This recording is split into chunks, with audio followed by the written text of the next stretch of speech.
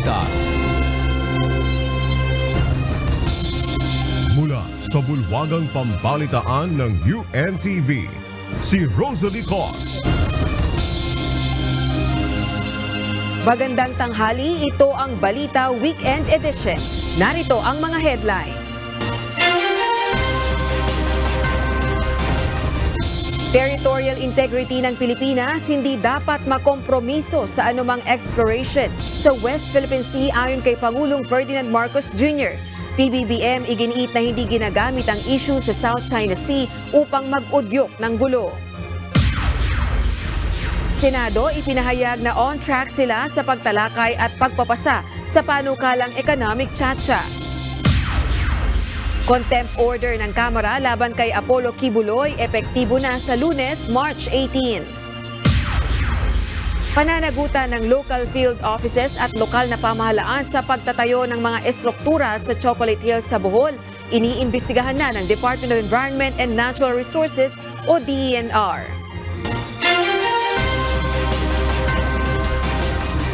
Una sa ating mga balita, pinirmahan na rin ni Pangulong Ferdinand Marcos Jr. ang Republic Act 11984 o ang batas na nagbabawal sa no permit, no exam policy sa mga eskwelahan. Sa ilalim nito, ang lahat ng public at private educational institutions ay inuutusan ni accommodate at payagan ng mga estudyante na makapag-take ng periodical at final exams kahit na hindi pa nakapagbabayad ng tuition at iba pang bayarin. Hindi na rin kinakailangan na kumuha pa ng permit. Bukod dito, inaatasan din ng lahat ng municipal, city at provincial social welfare and development offices o regional offices ng DSWD na mag-issue ng kinakailangang certificate para sa mga disadvantaged students sakaling mayroong kalamidad, emergencies at iba pang kadahilanan basta't nakasaad sa implementing rules and regulations na babalangkasin ng DSWD. Hindi naman inaalis ng batas ang karapatan ng mga eskwelahan na mag-require ng pagsusumite ng promissory note at i-hold ang credentials ng mga estudyante kung hindi pa rin sila nakapagbabayad ng tuition at iba pang bayarin. Ang mga lalabag sa batas na ito ay maaaring patawan ng administrative sanctions alinsunod sa pulisiya ng Department of Education at TESDA. Nilagdaan ni Pangulong Ferdinand Marcos Jr. ang Republic Act No. 11983 o ang New Philippine Passport Act na naglalayong pabilisin ang pagpoproseso ng passport application sa bansa. Sa ilalim ng New Passport Act, magiging mas madali ang pag-a-apply para sa mga regular passport, lalo na para sa ilang individual, kasama na ang mga senior citizen, persons with disabilities o PWDs at overseas Filipino workers o OFWs. Nasa mandato din ng Department of Foreign Affairs o DFA ang pagbuo at pagmantena ng online application portal at electronic one-stop shop na available sa official website nito.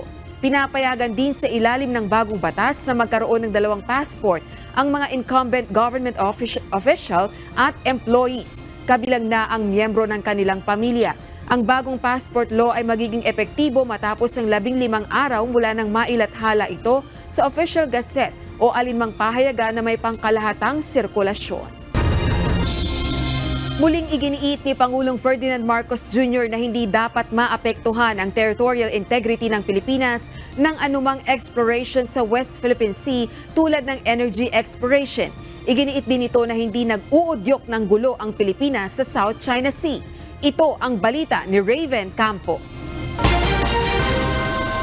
Ang pagtitiyak sa soberanya, sovereign rights at jurisdiksyon ng Pilipinas ang pangunahing pundasyon sa lahat ng pag-uusap. Kasama na dito ang energy exploration. Ito ang sagot ni Pangulong Ferdinand Marcos Jr. sa tanong ng media kung plano ba ng Pilipinas na buhayin ang joint oil exploration sa Beijing matapos ang anunsyo ng China National Offshore Corporation na may nadiskubring oil field na may volume na 100 milyong tonelada sa South China Sea.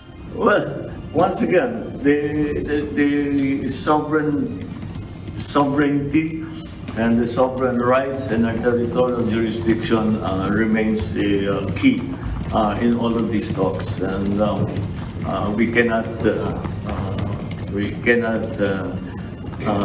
at any point somehow compromise the territorial integrity of the Philippines. Sa ilalim ng Duterte administration, itinigil ng Pilipinas ang pakikipag-usap sa China ukol sa potensyal na energy cooperation dahil sa issue sa paglabag sa konstitusyon at sovereignty issues. Samantala, iginiit ni Pangulong Marcos na hindi ginagamit ng Pilipinas ang issue sa South China Sea upang magudyok ng gulo. Ayon kay Pangulong Marcos, hindi ang Pilipinas ang nagsimula ng problemang ito. We did not begin all of these problems. All of this commotion has not been caused by the Philippines. So I don't know what they are referring to. Ang sagot na ito ni Pangulong Marcos ay may kaugnayan sa pahayag ni Chinese Foreign Ministry spokesman Wang Wenbin na nananawagang itigil ng Pilipinas ang pag-uudyok ng gulo sa South China Sea at ang pagkuha ng suporta sa ibang mga bansa na nasasapanganib umano ang kapayapaan sa rehiyon. Raven Campos, UNTV News and Rescue. Diyos ang aming sandigan, serbisyo publiko ang aming pinahahalagahan. Inihahanda na ng Atin Ito Coalition ng ikalawang all-civilian caravan sa West Philippine Sea ngayong summer season. Plano ng grupo na mag-imbita ng mga foreign observer para masaksihan ng global community ang ginagawang aktibidad ng China sa West Philippine Sea. Ito ang balita ni Ryan Lacanlale. Biguman ang Atin Ito Coalition na marating ang Lawak Island at madaanan ang Ayungin Shoal sa kauna-unahang civilian caravan noong Disyembre sa West Philippine Sea. Itinuturing pa rin nila itong tagumpay. Kaya naman ngayong taon ay inihahanda na nila ang ikalawang civilian caravan. Tulad ng una, plano nila na makapaglayag at marating ang mga pinagtatalo ng isla na sakop ng teritoryo ng bansa. Ito ay para ipakita ang suporta sa mga tagapagbantay ng Pilipinas at mga mangingisdang Pinoy. Gaya ng naunang caravan, mamimigay rin sila ng tulong sa mga ito. Binigyang pagkilala rin ng grupo ang katapangan ng mga volunteer, mangingisda at ordinaryong mamamayan na sumama sa naunang caravan. Nagpakitaan nila ito ng inspirasyon sa ating mga kababayang Pilipino.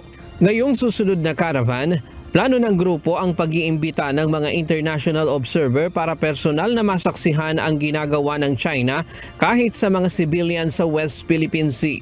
Halimbawa, yung mga association ng mga fisherfolk community na mayroon din silang mga networks o association na global, no? At yung mga sana community rin ng mga advocates na naniniwala sa rules-based order at sa nagmo-monitor ng international law. Hopefully, may mga makasama din tayong mga members of parliament kung may mga interesado dun sa ating mga other countries na nanindigan din naman talaga doon sa desisyon ng Hague para maipakita rin na ang global community ay behind us. Hopefully, yung ating mga guests and observers can witness, monitor, and report yung ating yung ginagawa ng China sa ating karagatan. Target ng grupo na maisagawa ito sa buwan ng Mayo o pagkatapos na ng balikatan exercises. Isa sa kinokonsidera nila na puntahan ay ang Bajo de Masinloc.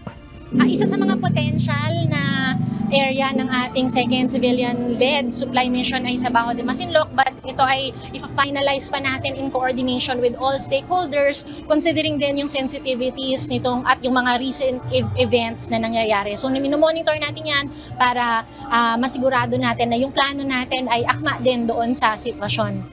Bagamat mas maiksi ang araw ng paglalayag, mas malaki naman ang inaasahan nilang delegasyon na makikibahagi. At mas maraming donasyon ang kanilang maiipon para sa mga mangingisda at frontliner. Ryan Lacanlale, UNTV News and Rescue. Diyos ang aming sandigan, serbisyo publiko ang aming pinahahalagahan. Sa huling araw ng kanyang pagbisita sa Czech Republic, dumalo si Pangulong Ferdinand Marcos Jr. sa Business Forum sa Prague at nag-secure ng mga investment sa iba't ibang mga sektor. Ito ang balita ni Val Onya. Humarap si Pangulong Ferdinand Marcos Jr. sa mga opisyal at negosyante ng Czech Republic sa Philippine Business Forum na ginawa sa Chernin Palace sa Prague. Ang pagtitipon na ito ay bilang bahagi ng kanyang state visit. Sinaksihan ni Czech President Peter Pavel at President Marcos Jr. ang paglagda sa Key Memorandum of Understanding o MOU na may layong isulong ang pamumuhunan at kalakalan ng dalawang bansa sa iba't ibang sektor, partikular na sa semiconductor at IT BPM. Sa kanyang talumpati sa Business Forum, inimbitahan ni PBBM ang mga Czech company na mamuhunan sa Pilipinas. Hence, we invite Czech companies to invest in the processing of our critical minerals, offering a robust diversification plan that can mitigate the risks of global supply chain disruptions as we have seen in the recent years. Bukod rito, hiniling ni PBBM ang suporta ng Czech Republic para sa pagpapatuloy ng negosasyon sa Philippine-EU Free Trade Agreement o FTA. We believe that by working together, we can achieve our shared goals of stability, economic growth, and sustainable development in the region. Moreover, we seek the support of the Czech Republic for the resumption of the Philippine-EU Free Trade Agreement negotiations. We believe that the resumption of these negotiations will be a big step in furthering our trade relations with the end view to establish a stable, predictable, and enabling business environment that promotes inclusive and sustainable growth and development. Ang negosasyon ay pansamantalang nahinto habang ang European Union at ang Pilipinas ay naghayag ng kanilang intensyon na magsimula ng isang technical discussion. Bago umalis ng Czech Republic kagabi, dinaluhan ng Pangulo ang Filipino Community Event at iniulat kung paano naging mabunga ang kanyang state visit. Inaasahan naman na darating sa Pilipinas si PBBM bandang 3:00 ng hapon. Val Onia, UNTV News and Rescue. Diyos ang aming sandigan, serbisyo publiko ang aming pinahahalagahan. Good news para kay Pangulong Ferdinand Marcos Jr. ang pagtaas ng kanyang trust ratings. Ayon kay Pangulong Marcos, unti-unti nang nararamdaman ng mga Pilipino ang mga reforma na ipinapatupad ng administrasyon. Ngunit sa kabila nito, ayon kay PBBM, hindi bumabatay ang kanyang administrasyon sa survey sa paglikha ng mga polisiya. Well, of course, it's always good news. If we do not conduct policy according to surveys, it is good that because I've been talking about this since the changes that we've been making have been very structural and fundamental changes. And by their very nature, such structural changes take time to trickle down and for people to feel the actual effects of what we're doing. Batay sa SWS survey, 65% ng mga Pilipino ang kontento sa trabaho ni Pangulong Marcos. Sa December 10 to 14, 2023, tugon ng masa survey naman ng Okta Research Group, ang trust rating ng Pangulo ay umabot sa 76% at 71% ang approval rating ni PBBM. Malapit nang matapos ng Senado ang pagdinig ukol sa panukalang pag-amyenda sa economic provisions ng 1987 Constitution. Ayon kay Senate President Juan Miguel Zubiri, on track ang kanilang pagpapasa ng naturang panukala. Yes, we are. With Senator Angara, we have about 3 more hearings left, and then we'll be taking it up in plenary and hopefully putting it in a vote. And we're convincing our colleagues to make sure that we have a 3/4 vote of this measure. But it's ongoing. We're on track. We're on track. Binigyang diin naman ni Pangulong Ferdinand Marcos Jr. ang halos pagkakapareho ng hakbang ng Kamara at Senado sa economic tsa-tsa, partikular na sa isinusulong na 2 bersyon ng resolusyon. So that for me is the important thing. Pareho, halos pareho, wording lang, according to style na lang yung mga differences between the version of the House and the version of the Senate. Samantala, inaasahang maipapasa na ng House of Representatives ang resolution of both Houses 7 o RBH 7 bago ang March 23, 2024 o holiday break. Layo ng panukalang amyendahan ng economic provisions ng 1987 Constitution sa public utilities, education at advertising. Ayon sa Makabayan Bloc lawmakers, patuloy silang magbabahagi ng impormasyon sa publiko kaugnay ng magiging epekto ng economic charter change. Pinaghahandaan na rin nilang questionin ang panukala oras na maipasa sa 2 kapulungan ng Kongreso. Just in case na matapos na rin ito, pag-iisipan din natin yung pagpapasa ng petition sa Supreme Court kasama ng No to Chacha coalition. Binawi ng Office of the Ombudsman ang ipinataw na suspension order sa 23 empleyado ng National Food Authority o NFA na naugnay sa pagbebenta ng buffer stock ng ahensya. Ayon kay Ombudsman Samuel Martires, maaaring mas maraming suspension order pa ang maaalis kung makikipagtulungan ng mga empleyadong nasasangkot sa nasabing issue. Ito ang balita ni Jed Neresina.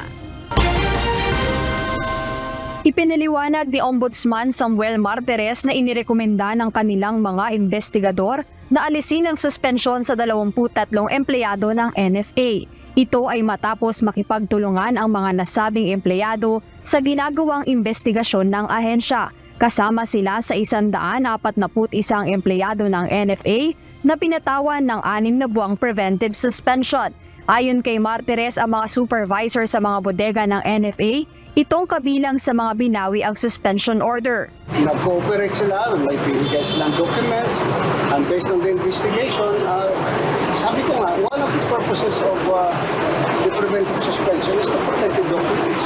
Sa tanong kung bakit 23 lang ang nalift ang suspension, sinabi ni Martires na limitado lang ang kanilang investigador, kaya iilang lugar pa lang ang naiimbestigahan.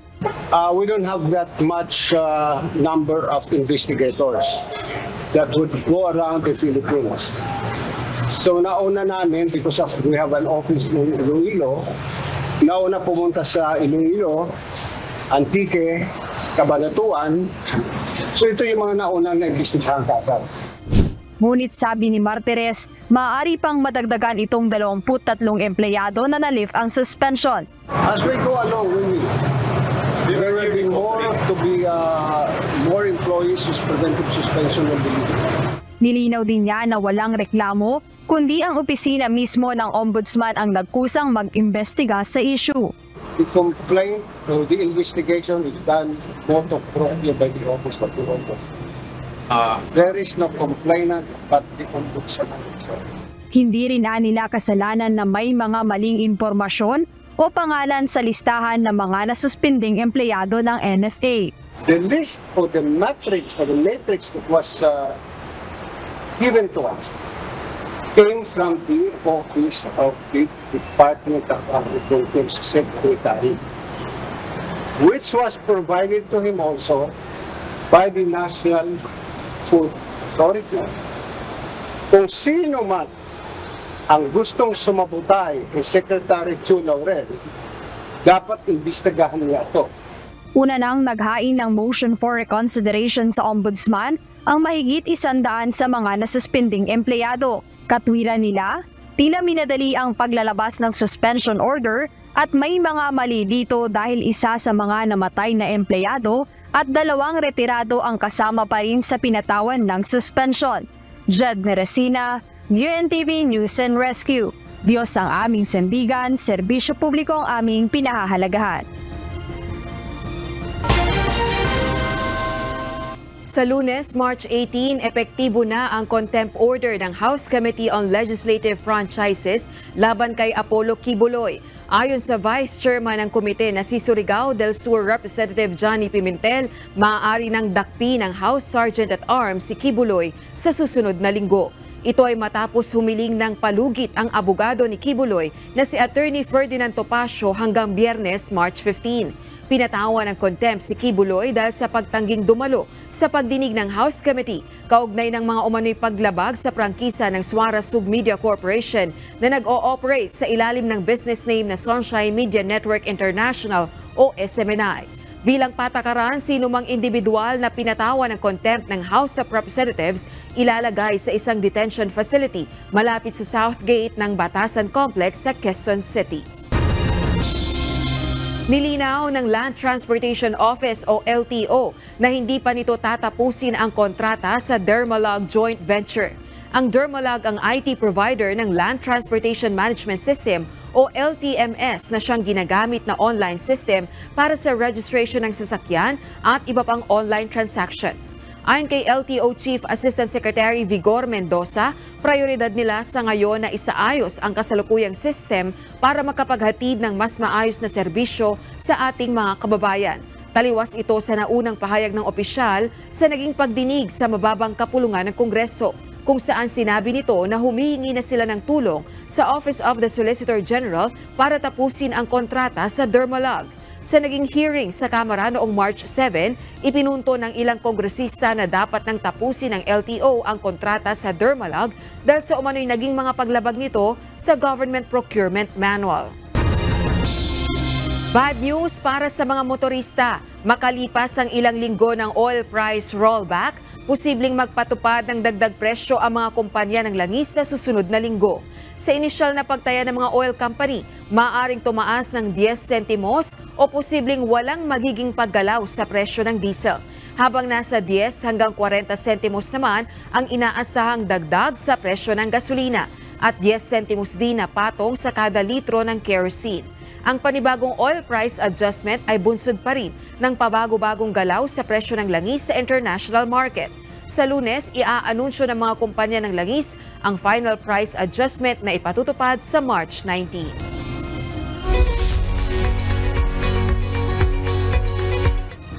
Sumabak sa Boss Ironman Challenge ang Manibela co-host na sina Reed Motovlog at Alfred Watermax.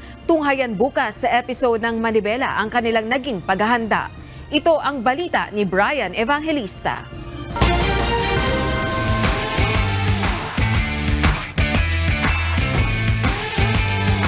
Mga kamanibela, nandito na kami ngayon sa Boss Ironman. Kasama ko sa loob. Nandito na nga ngayon sila Kuya Alfred, Kuya Rick. Mga vlogger talaga sila. Kaya i-document natin siyempre ang kalang pagsali dito sa Luzon. Kamakailan nga ay kabilang ang ating mga co-host ng Manibela na lumahok sa Boss Ironman 1,200 km Endurance Challenge. Pero bago ang kanilang mismong pagsabak sa endurance test na ito, atin munang alamin kung paano ang naging kanilang paghahanda. Naman, ipapagawa naman natin itong pinaka-paborito kong motor, ito yung 1250 HP. Dahil sa preparation na rin namin ni Bro Reed sa Boss Ironman, Season 19. Ito, change oil lang, tapos check na lang din kung ano yung mga dapat ipagawa para all goods na. Matutunghayan din ang mga ginawang modifications ni Alfred sa kanyang BMW GS 1300 bago sumabak sa long ride. At dahil nga mga motovloggers ang ating mga co-hosts, hindi mawawala ang natural nilang kulitan, kaya sila'y kinagigiliwan. So matotal guys, 3 yung mic namin. Wala na bang kahabol dyan? Pakita mo sila. Yan. Yan ang production team namin. Ano to? Ano to?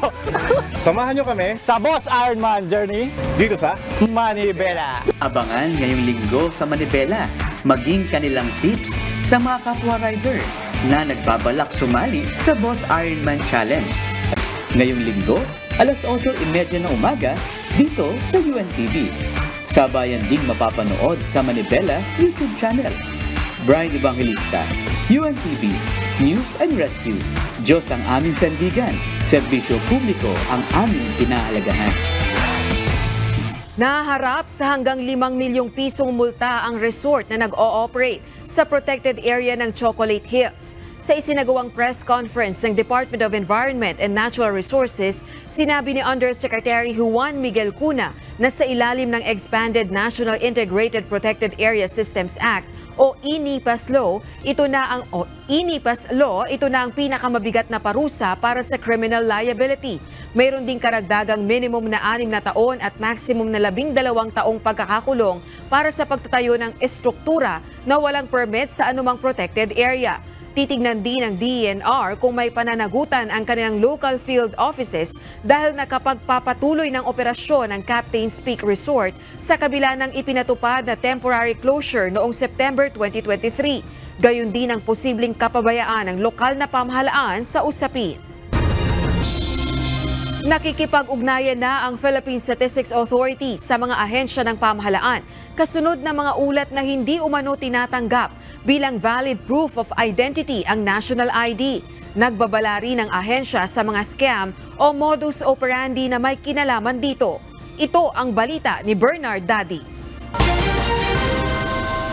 Iniimbestigahan ng Philippine Statistics Authority ang mga ulat na hindi umano tinatanggap bilang valid proof of identity ang national ID.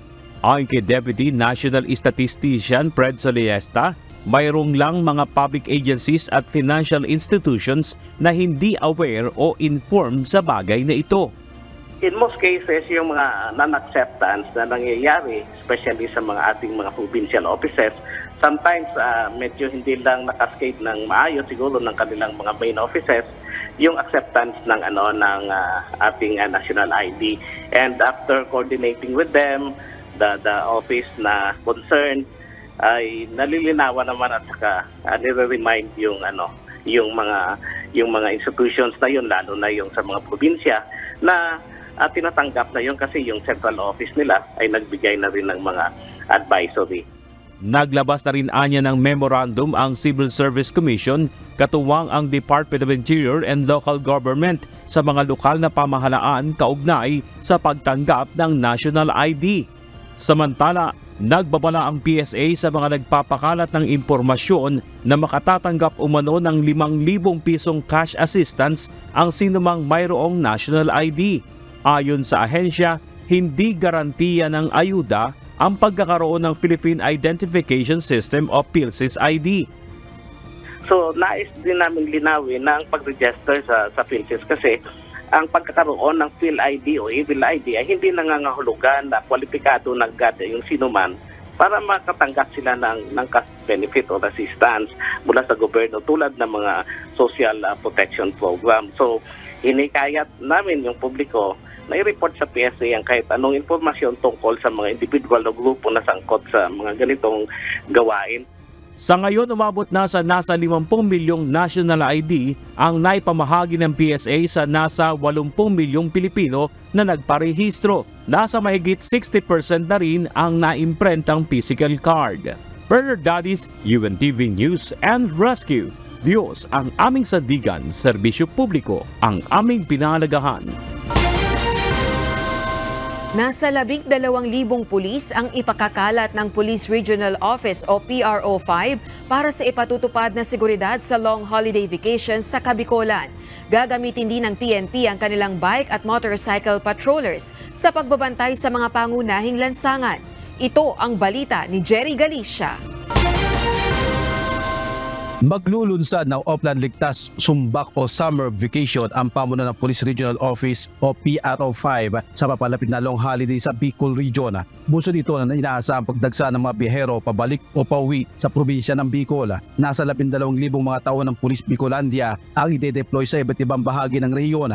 Nakikipag-ugnayan na rin ang PNP Bicol sa mga local government units, Local Tourism Council at Department of Tourism o DOT Bicol. Ito ay upang matiyak ang kaligtasan at seguridad ng mga Bicolano at mga bibisitang mga turista sa iba't ibang tourist destinations sa Region 5. Tayo po ay maging safety and security conscious at habaan po natin ang ating pasensya at ipagdiwang po natin ang mga okasyon na ito na tayong lahat ay ligtas. Ang inyong pulis po, Police Bicolandia, ay nasa dulo lang po ng inyong mga daliri kung saan matatagpuan ang ating mga hotline numbers, ang ating mga social media accounts. At para mapalakas pa ipapatupad na security measures, paigtingin ng PNP Bicol ang kanilang bike at motorcycle patrollers. I-deploy ito sa mga strategic na lugar para ma-monitor ang mga insidente at marespondehan agad. Magsasagawa din ng regular inspection at mobile patrola sa mga matataong lugar gaya ng bus terminal, seaports, airport at iba pang transportation hubs upang mapanatili ang presensya ng pulisya. Magdadagdag din ng mga force multipliers sa mga high traffic areas, sa mga pangunahing lansangan, transportation hubs, terminals, commercial areas para matiyak na may papatupad ang heightened security at mabilis na pagresponde. Jerry Galicia, UNTV News and Rescue. Diyos ang aming sandigan, serbisyo publiko ang aming pinahahalagahan. Nananawagan sa pamahalaan ng mga mangisda at residente na tuluyan ng pigilan ang umano'y dredging activities ng mga barko ng China sa San Felipe, Zambales. Marami na umano ang hirap ng makatulog sa ingay ng ginagawang paghuhukay at apektado na rin ang mga mangisda. Magsasagawa naman ang investigasyon ng Senado kaugnay nito. Ito ang balita ni Nestor Torres. Mga taong bayan nakakaisa na po na talaga nahihirapan po sa dredging. Ayaw po nila ng dredging. Marami na po mga mangingisda ang naapektuhan. Hindi lang mangingisda, pati ang mga tao dito po. Isa si Edgar Maboy sa mga mangingisda sa bayan ng San Felipe, Zambales, natutol sa nangyayaring dredging sa baybaying dagat ng Sitio Lawag at Sitio Tiktik sa bayan ng San Felipe, Zambales. Ayon sa kanya, mula Enero hanggang buwan ng Marso, hindi bababa sa 10 barko ng China ang dumating sa kanila na naghuhukay at nag-aakot ng buhangin. Ang masaklapan nito, madalas ay 24 hours itong nag-ooperate at nagdudulot ng ingay na nakakaperwisyo sa mga estudyante at mga matatanda. Reklamo rin ng mga mangingisda. Apektado rin ang kanilang hanapbuhay dahil ang mga bangka at lambat nila nahaharangan umano ng mga panghakot na Chinese vessel. Kung tatanungin naman ang mga mangingisda dito sa nasabing lugar sa bayan ng San Felipe, mas gusto nilang itigil na talagang tuluyan itong dredging dito sa kanilang lugar dahil naapektuhan na sila sa kanilang paghahanap buhay. Hindi na makatulog ang mga matatanda rito. Marami na po matatanda hindi nakakatulog dahil sa ingay ng barko. Isa pa po, ang barko, nabidyohan po namin, napakausok. Clean Air Act, napakausok po, sobrang usok. Na-occupy ng ating mga fishing site, disturb ang aming navigation dahil ultimo mga peso ng mga mangingisda dadadaanan na rin ng mga barko. Ayon kay Zambales Governor Hermogenes Eddani Jr., nag-issue na siya ng temporary closure ng dredging operations sa lugar nitong March 14. Even if I know, I'm not in a position to answer that. Wala kaming transaction nitong mga ito. Basta basta may papakita siyang papeles, nagbayad na sila sa dinar, sa meron yung pagka sa barko, yung dahil di mo naman masusukat kung ano. So titingnan yung bagsak ng barko. Yung mga businessmen ang kausap nila. Ang gobyerno, ang government institutions do not talk about contracts or transactions. Sinabi naman ni Heidi Fernandez ng Zambales Ecological Network Incorporated na may kinalaman ang local government sa nasabing dredging activities. There are contractors that were approved by the governor and given permits and kontratas. And then, itong mga contractors na ito, sila na ang bahalang nagkokontrata rin ng mga barko para ma-dredge nila yung lahar, no? But they're doing it sa dagat, sa shoreline. Bottom of the sea, it's not the river. Again, I think you should call him of Halray Incorporated. It's the one who's supposed to know who they are. Bakit ganun karami yung mga barko? Paano nangyari na mga Chinese vessels yung nagde-dredging? Samantala, binunta na rin ni Senator Jinggoy Estrada ang sinasabing dredging sa San Felipe. Ayon sa senador, plano nitong talakayin at imbestigahan sa Senado. Ang sa akin kasi, apektado yung, nababahala ko kasi apektado itong mga kababayan natin. Ito lang yung hanap buhay nila eh. Kasi pag patuloy sila mag-dredge dito, wala na sila mapapagkunan ng hanap buhay. I've already submitted or passed a resolution in aid of legislation to investigate this dredging that is happening here in San Felipe, and I think it was already referred to the Committee on Environment and Natural Resources, which is headed by Senator Cynthia Villar, and I do not think we can tackle it by next week because we are going on a recess. Siguro after the recess, siguro ako sabi ko Senator Cynthia to conduct the hearing. Sa ngayon, pansamantala munang ipinatigil ng mga otoridad ang nasabing dredging operation sa lugar.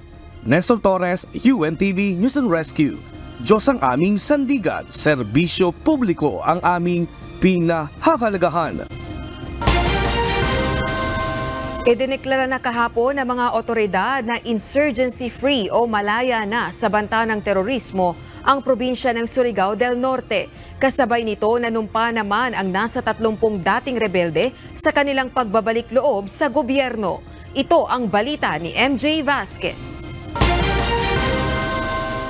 As we gather here to celebrate a giant milestone, the official declaration and formal pronouncement of Surigao del Norte as an insurgency-free province. The place we call home now has stable internal peace and security. Opisyal ng insurgency-free o wala nang umiiral na rebelyon sa buong lalawigan ng Surigao del Norte. Ito ang inanunsyo ng local at national officials matapos pirmahan ang Joint Resolution No. 1 Series of 2024 sa Surigao City kahapon March 15. Kasama sa isinagawang deklarasyon ang Department of National Defense, National Task Force to End Local Communist Armed Conflict o NTF-ELCAC, Armed Forces of the Philippines, Philippine National Police at mga local government units sa lalawigan. Nasa 30 dating rebelde naman ang nanumpa ng kanilang katapatan at pagbabalik loob sa panig ng gobyerno matapos ang maraming taong sila'y nabiktima ng komunistang grupo. Sa pagtitipon, binigyang diin na ito'y bunga ng walang humpay na military operation at suportang ibinibigay ng mga residente kontra sa teroristang grupo sa probinsya. Talagang weekend at nagigising na ang mga tao sa panloloko ng NPA na ginagawa. Kaya ako'y nagpapasalamat sa lahat na nandirito ngayon because this is a shared goal of peace and order. It is because of the collective action of everyone that we now have the fruits. Samantala, hindi lang umano dito natatapos ang laban dahil kinakailangang panatilihin ng peace and security sa probinsya. Kaya naman hinihimok ng pamahalaan ang bawat local government unit sa Surigao na suportahan at tulong-tulong na labanan ng terorismo upang hindi na ito makapasok pang muli sa probinsya. Malaking tulong din umano ang magiging kooperasyon ng mga mamamayan para sa nasabing kampanya. Hindi lang para sa kapayapaan sa lalawigan, makatutulong din niya ito sa turismo at ekonomiya na isa rin sa mga tinututukan ng pamahalaang panlalawigan ng Surigao del Norte sa maraming taong pakikipaglaban nito kontra terorismo. MJ Vasquez, UNTV News and Rescue. Diyos ang aming sandigan, serbisyo publiko ang aming pinahahalagahan. Mareretain ang 4 na pusa mahigit 200 tauhan ng Bureau of Corrections na unang inanunsyong mawawala ng trabaho dahil sa issue ng eligibility. Ayon sa Bucor, ikinukonsidera na ng Civil Service Commission ang matagal ng karanasan ng mga ito sa kagawaran. May ilan na ring nag-comply at nakapagretiro na. Nananatili namang bukas ang Bucor sa mga nais mag-apply sa mga mababakanteng posisyon busod ng pagtatanggal sa ilang hindi nakaabot sa requirements. Ipinagdiriwang ngayong araw sa La Trinidad, Benguet ang Strawberry Festival 2024 kung saan tampok ang unique mini floats at makukulay na street dancing na nagpasaya sa mga turista at manonood. Mula sa La Trinidad, Benguet, ito ang balita ni Grace Doctolero live.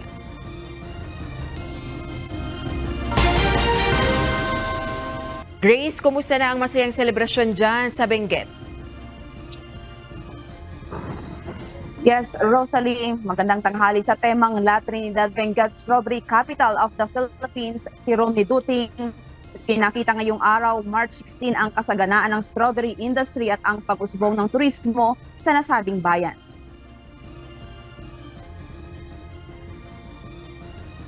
Bumida ang nagagandahang environment-friendly at strawberry-inspired floats sa mga barangay, kabilang din ang iba't ibang uri ng bulaklak kasabay ang makukulay na costume at cultural dance ng Duramen Larpor at ang mga lumahok sa open category. Ang La Trinidad na first-class municipality at capital ng lalawigan ng Benguet na tinaguriang Salad Bowl of the Philippines ang siyang bagsakan ang kata ng Highland vegetables na ibinibiyahe patungo sa iba't ibang lugar sa Luzon. Kilala rin ang bayan sa pagiging rose capital of the Philippines at producer ng iba't ibang uri ng bulaklak.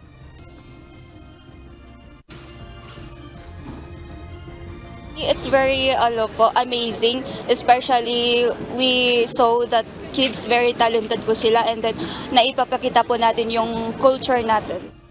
Very energetic po yung mga kids and mostly may mga cultural dances po. Pinapakita nila yung culture ng La Trinidad, like pinapakita nila yung how strawberry is very important.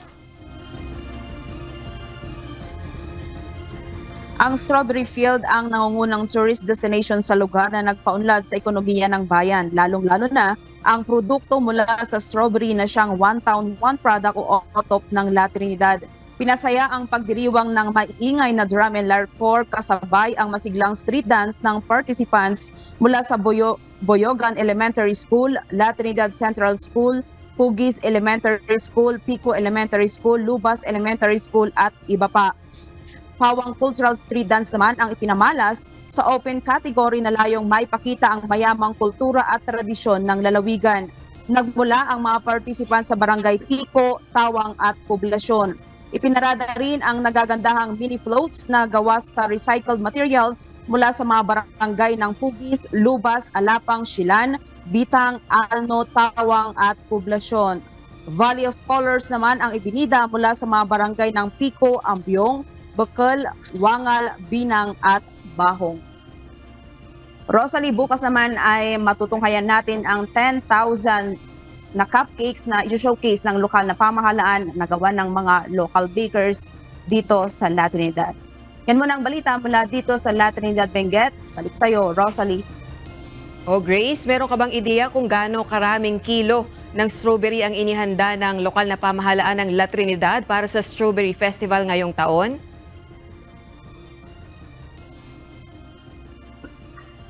Yes, Rosalie, yung kung gaano kadami yung kilo na gagamitin sa strawberry bukas ay alamin natin sa ating tourism officer dito sa La Trinidad para nga malaman natin kung gaano ba kadami sukal, flour o ilang kilong strawberries yung mga gagamitin para nga dito sa gagawin nilang 10,000 cupcakes para i-showcase bukas na ibebenta.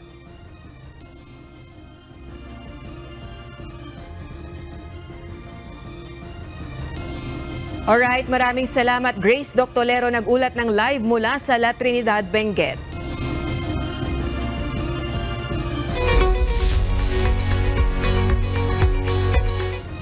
Nakuha ng Australian Farm Costa Group ang world record sa pagkakaroon ng pinakamalaking blueberries sa mundo. Certified heaviest ito ng Guinness World Records. Kasing laki ang monster fruit ng isang ping-pong ball. May 4 centimeters ang lapad at 20.4 grams ang bigat. 10 beses na mas malaki ito sa isang karaniwang blueberry. November 2023 nang anihin ito. Pinangasiwaan ni North Korean leader Kim Jong-un ang air warfare drills ng militar araw ng Biyernes, March 15. Sa ulat ng state media KCNA, hinikayat nito ang makatotohanang paghahanda para sa isang sagupaan.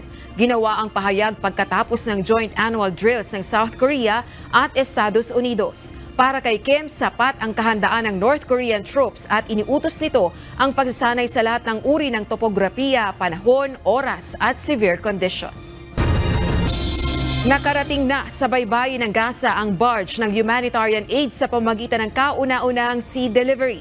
Araw ng Martes, March 12, nang umalis sa Cyprus ang Spanish ship Open Arms. Dala ang 200 tonelada ng pagkain, kabilang na ang bigas, harina, legumes, canned vegetables at protein.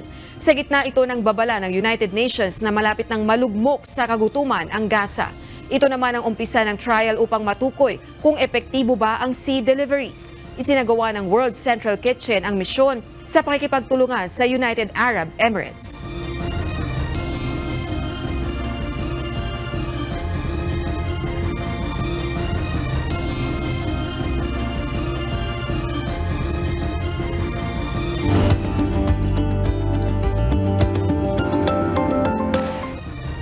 Maaaring mas kilalang problema sa kalusugan ng kababaihan ang pagkakaroon ng urinary tract infection o UTI. Ngunit mas may malala pala itong epekto sa kalusugan ng kalalakihan. Ito ang balita ni Kichi Cipriano.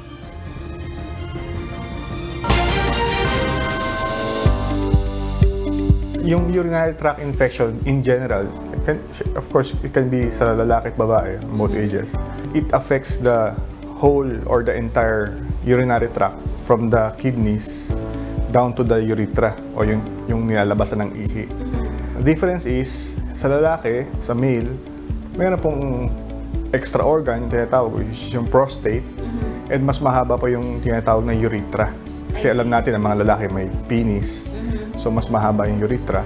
So, yun ang difference nila sa male and female. Maraming pwedeng maapektuhan sa kalusugan ng kalalakihan kapag nakararanas ng urinary tract infection. Isa na dito ang pagkakaroon ng problema sa prostate, kaya't kinakailangang sumailalim sa pagsusuri ng doktor. Sa lalaki, mas madami ang simptomas dahil ang tinatawag na prostate symptoms or prostatitis symptoms ng urinary tract infection, para siyang pinagsama-samang simptomas. Masakit ang likod, masakit ang puson, mahapdi umihi, parang binabalisaw-saw, nahihirapan umihi, parang hindi nauubos ang ihi. No? So marami.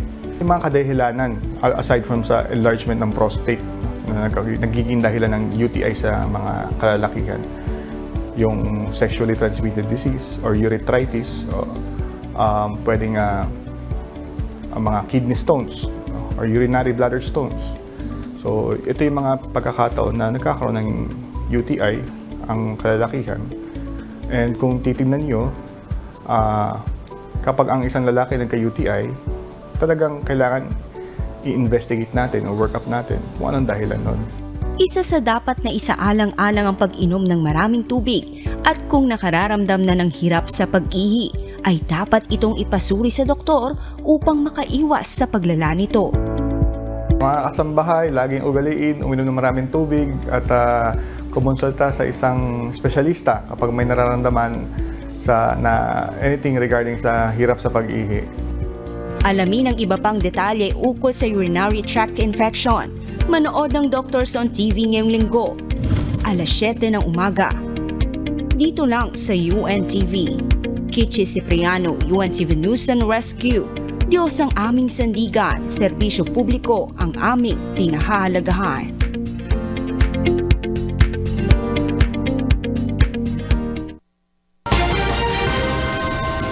Good news, nakapagdala ng bagong Guinness World Record ang Pilipinas matapos nitong masungkit ang titulong largest human image of an organ sa Carino Grandstand sa Maynila kaninang umaga, March 16. Sa pangunguna ng Department of Health, nabuo ang biggest human lung formation ng nasa 5,596 na kalahok na bumasag naman sa dating record ng bansang India na may 5,007 participants noong 2017. Ikinatuwa ni Health Secretary Ted Herbosa ang nakamit na tagumpay ng bansa kasabay ng pagdiriwang ng World Tuberculosis or TB Day ngayong taon. Nananawagan naman ito sa mga Pilipino sa kahalagahan ng pagpapacheck up para sa tuberculosis at pag-raise ng global awareness tungkol sa sakit. Balikan naman natin ang malaking balita sa nakalipas na linggo. Ito ang Balita Weekend Refresh.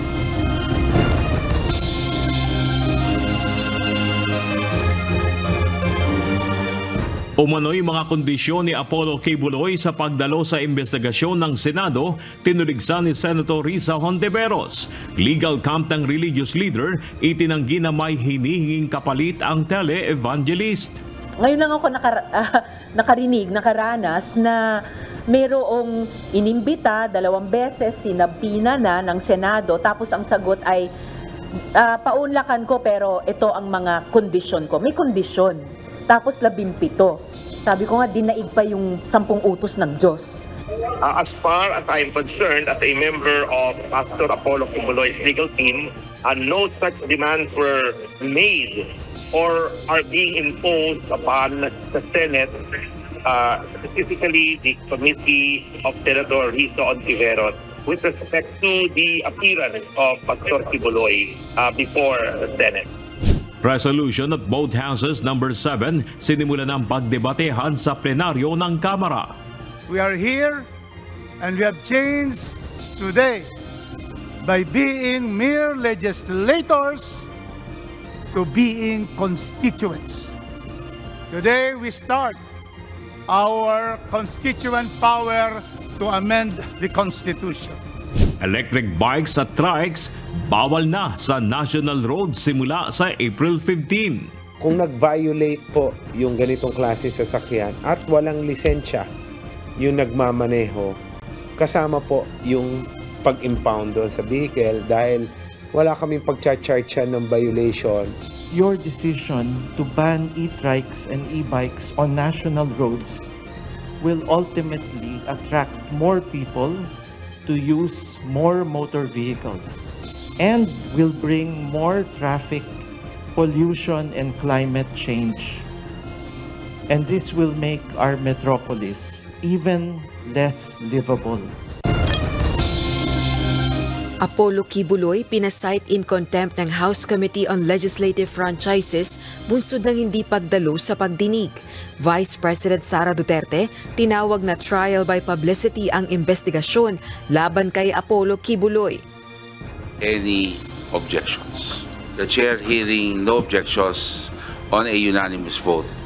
The Honorable Pastor Kibuloy is cited for contempt. Marami sa atin ang naniniwala na ang dinaranas ngayon ni Pastor Kibuloy ay isang pandarahas at hindi patas. Pagtaas ng kaso ng hijack profile scam sa bansa, ikinababahala ng Philippine National Police. Publiko, pinag-iingat sa pagbibigay ng personal information online. Pagka nasa public din po tayo, kung kayang wag po tayong mag-transact magsagawa po ng financial transaction using po yung mga open wifi, baka po yan po ang maging dahilan para ma-hack po yung ating mga respective accounts po. Metro Manila Council, hindi na iaapela ang desisyon ng Supreme Court na pagbawalan manghuli ng traffic violators ang mga local traffic law enforcer. Option po ng mga LGUs mag-file ng motion for reconsideration. So kung sakaling magdedesisyon po ang mga LGUs na mag-file nga po ng MR, this will be done individually by the LGUs. 11 Pinoy seafarer na sakay ng barko na tinamaan ng missile attack ng Houthi rebel sa Gulf of Aden noong March 8, nakauwi na ng Pilipinas. Mga bagong banat ni dating Pangulong Rodrigo Duterte kaugnay sa tunay na layunin ng charter change, itinuturing na maagang pamumulitika ng isang kongresista. Kung may galawin man ang konstitusyon, isa lang. Pahabain lang talaga ni Marcos kung anong ginawa ng tatay niya, gagawin. What he did was a political ripple that has grave economic impact on our country, because as a international banker, that ripple that he created may burn the house down. Pogo Hub sa Tarlac sinalakay ng otoridad dahil sa kaso ng human trafficking at illegal detention. Mahigit 800 Pinoy at foreign workers nasagip. Started with the rescue operation. May humingi ng tulong sa amin yung Vietnam Embassy. And then, nung ma-rescue namin, kinuna namin siya ng statement, and then lumabas na galing siya sa Pogo. And biktima siya ng torture, ng physical injuries, pananakit. Racket na ginawa ng isang Japanese company, sumabog ilang segundo matapos itong ilunsad. Resort sa gitna ng Chocolate Hills sa Bohol. Ininspeksyon na ng mga tauhan ng Department of Environment and Natural Resources. Operasyon ng nasabing resort, pansamantalang ipinatigil ng DENR. Senado, magsasagawa ng investigasyon. Officially, 2019 po ito. Officially, nakakuha po kami ng our new application started January for the LGU business permit. When we learned it from the social media na meron na palang kahit wala kaming kopya official sa isang temporary closure order for reason na walang ECC yung establishment, nag-issue na rin si Mayor kahapon ng revocation at cancellation ng kanilang business permit. Binigyan sila ng permit. Nagtataka, sino nagbigay ng permit at bakit binigyan ng permit? Yun ang question. We just want to understand how it came about para makita natin what's wrong, di ba? Kasi dapat napigil yun ng Protected Area Management Board. 2 Pinoy crew na nakaligtas sa Houthi rebel attack. Nagpapagaling na sa isang pribadong ospital dito sa bansa. Sila po ay nasa isang pribadong hospital na dahil kailangan po yung continuous medical treatment, no? Isa po sa kanila ay burned yung muka at yung isa naman ay amputated above the knee. 8 Chinese nationals na suspect sa sinalakay na Pogo Hub sa Tarlac, kinasuhan na ng Presidential Anti-Organized Crime Commission o PAOC. Paggalugad sa 36 na malalaking Pogo building sa Tarlac, nagpapatuloy. Magpapile tayo ng kaso ng human trafficking and serious illegal detention. Actually, we already identified those victims and those perpetrators. Pangulong Ferdinand Marcos Jr. nagpakita ng mga ebidensya na magpapatunay na hindi pa mamasyal ang pakay niya sa kanyang state visits. Iba pang paratang sa kanya ni dating Pangulong Rodrigo Duterte, sinagot din. Ito yung schedule ko. Saan yung pasyal? It's my schedule for today. Where's the paseo? Wala. Yung kasama ko dito sa mga doon, ito big pasyal.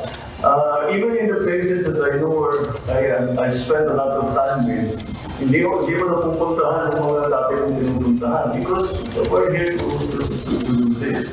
Detention center ng Kamara nakahanda na para kay Apollo Kibuloy. Dito na po siya mag-stay.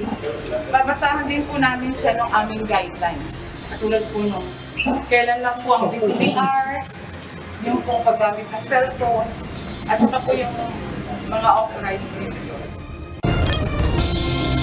Kampo ni Apollo Kibuloy nanindigang useless lang kung dadalo sa pagdinig ng Senado ang religious leader. Senator Risa Ontiveros hihilingin kay Senate President Juan Miguel Mig Zubiri na aprobahan na ang arrest order laban kay Kibuloy.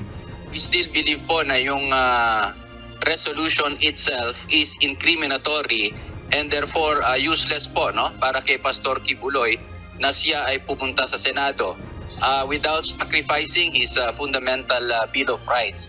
Kasi po, kagayang paulit-ulit na sinasabi namin, yung resolution mismo po ay sinasabi na guilty na po sa mga krimen si Pastor at ito'y patuloy na kanyang kinocommit.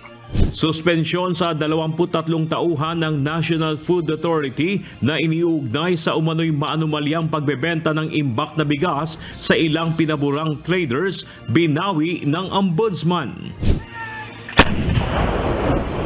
High caliber na armas na maaaring gamitin sa giyera sinubukan ng Philippine Army. Only through this kind of large-scale training exercise natin makikita kung yung ating dating ginagawang inisyatiba sa capability development ay talagang ating magagamit kung kailangan gamitin sa mga hinaharap na pagkakataon.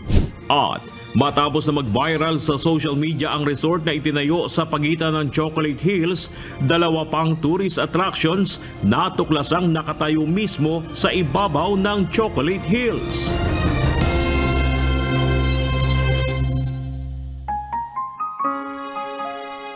Narito naman ang salita ng Diyos na ating sandigan mula sa aklat ng Awit 95:7 na nagsasabi, sapagkat siya'y ating Diyos at tayo'y bayan ng kanyang pastulan at mga tupa ng kanyang kamay. Ngayon kung inyong didinggin ang kanyang tinig.